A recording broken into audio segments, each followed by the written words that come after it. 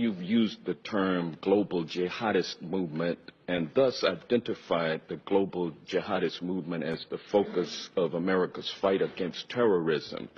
Isn't it a fact that the global jihadist movement is very closely linked to the teachings of Wahhabism?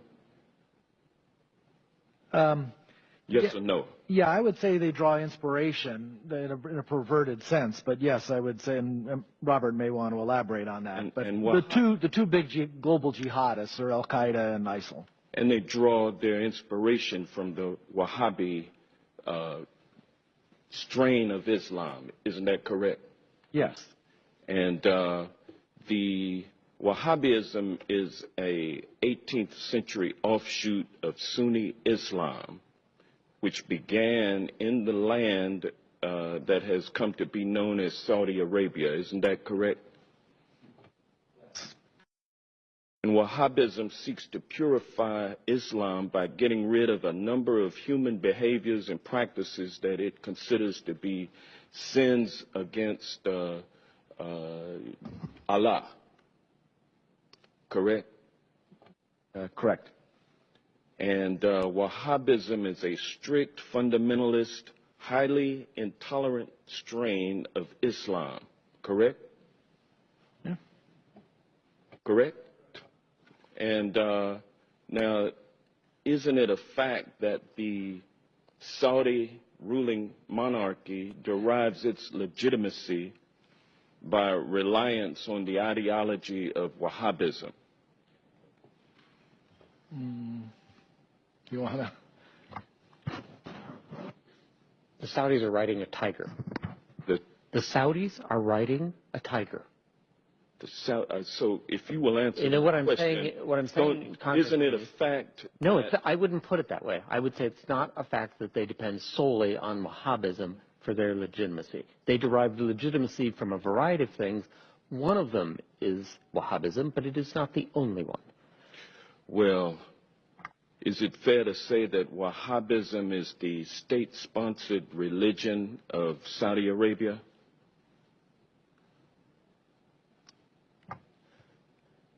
Yes, the Saudi government sanctions Wahhabi imams in their major mosques.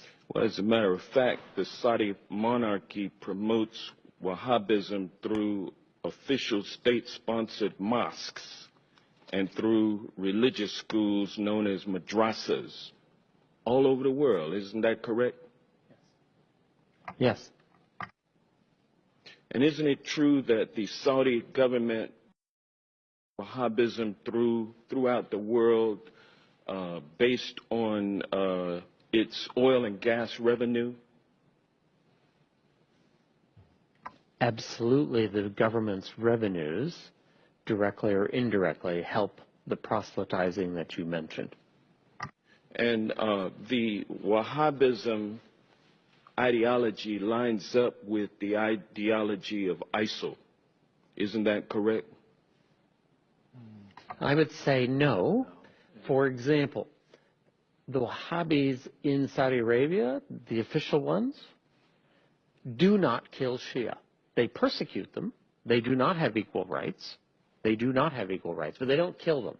However, a Shia in Mosul or a Shia in Raqqa is liable to be killed. Well, yeah, but it's true, though, that the ideology of ISIL lines up with Wahhabism. I would say it's a starting point, and then the Islamic State has taken it several steps farther. Yes. And is it fair to say that Saudi support for the teachings of Wahhabism create fertile ground for ISIL recruitment efforts? I think Saudi promotion of Wahhabism is absolutely a problem in terms of Islamic State recruitment. And so we will be unable to defeat the global jihadist movement, which is based on largely Wahhabism, which is a state-sponsored religion of Saudi Arabia, without somehow enlisting the support of the Saudi royal family in withdrawing its financial support for Wahhabism. Is that a fair assessment? So in the discussion we had earlier about dealing with radicalization in the first place, this is what you're talking about, right? I think Saudi Arabia is a center of where that needs to take place. So there needs to be a discussion with the Saudis about their support for Wahhabism and how it should be treated and how they should think about it. So absolutely right.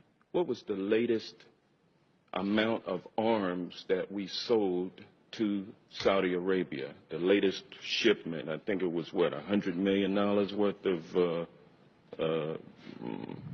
arms? Well, there's support for the campaign in Yemen, but the arms sales that occur periodically are in the billions of dollars. Thank you.